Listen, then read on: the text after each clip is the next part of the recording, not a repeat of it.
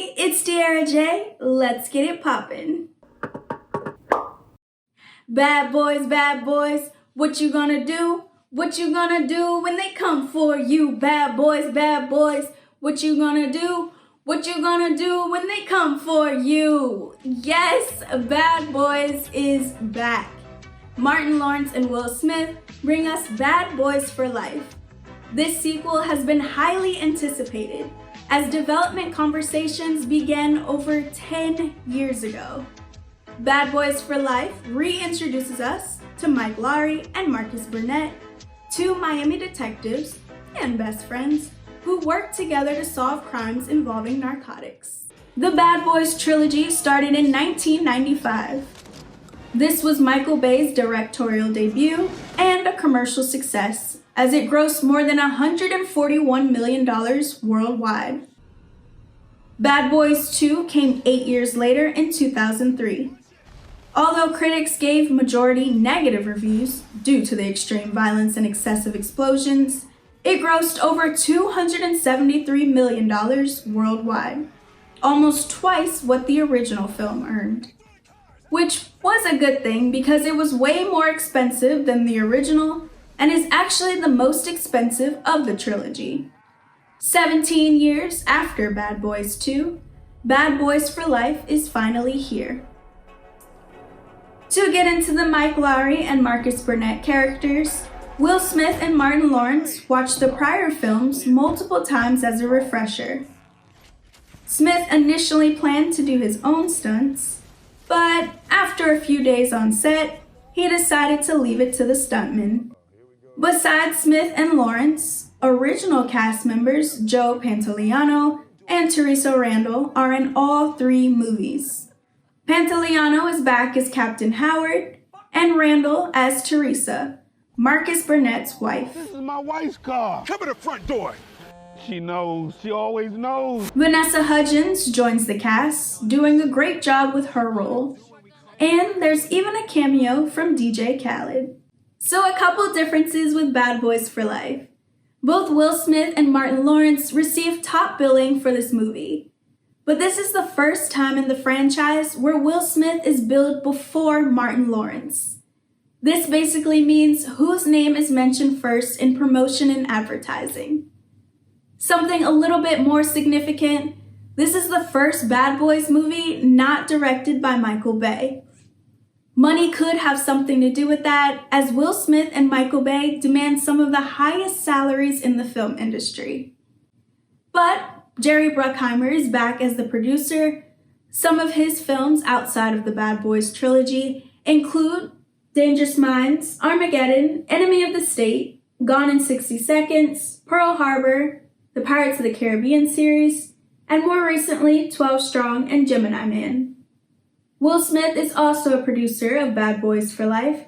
Bay, Bruckheimer, and Smith have worked together on different projects outside the franchise. Bad Boys for Life is directed by the duo Adil El Arbi and Bilal Fallah.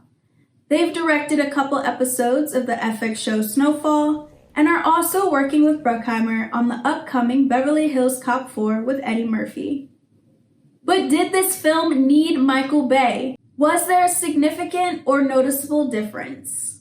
I would say it's not that extreme craziness like we had in Bad Boys 2, but still a good amount of action and violence that we crave. Slightly a little too violent for me. But I think the directors did a great job keeping that classic feel of the film. The Miami scenery, car chases, and of course explosions, but then also showing the growth and development. How time has changed these characters. Knock, knock. What I love about this movie, and really all of them, is the interaction between Martin Lawrence and Will Smith. I think their friendship reflects well, which is great that they're also friends off screen. I love the scenes of them bickering and going back and forth, and the fact that their characters have such contrasting personalities that actually complement each other really well. I also really enjoyed the storyline of this movie. There were so many twists and turns and emotions that my head started hurting. But usually with sequels, you feel like it's predictable, you heard the story already, you know what's gonna happen. but I think the production team did a great job keeping the essence of Bad Boys, but still giving us a fresh story. Finally, I love the beauty of this film. It's set in Miami, and they really take the time to show the city, the scenery, the people, the culture. And if you're into nice, expensive, and fast cars, you'll get to see some of that as well. But really great angles to showcase and carry the story along. I didn't really like the writing of the dialogue of this movie. There were some forced jokes written in there that just didn't fit the personalities. Smith and Lawrence are known to improvise through these Bad Boys movies, and I enjoyed the scenes where they were naturally playing off of each other more. I don't know if this franchise just needs better writers because Michael Bay has been complaining about these scripts since the first movie. Maybe they should just leave the jokes to the professionals, Will Smith and Martin Lawrence. So for my rating on a scale of 1 to 5, I give Bad Boys for Life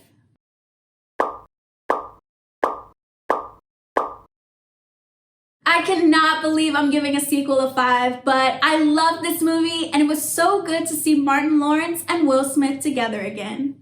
I was on the edge of my seat getting ready to stand up, people were yelling to the screen, and this movie is the perfect balance of comedy, action, and drama.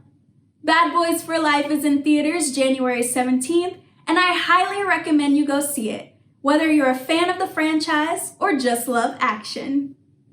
So what you gonna do?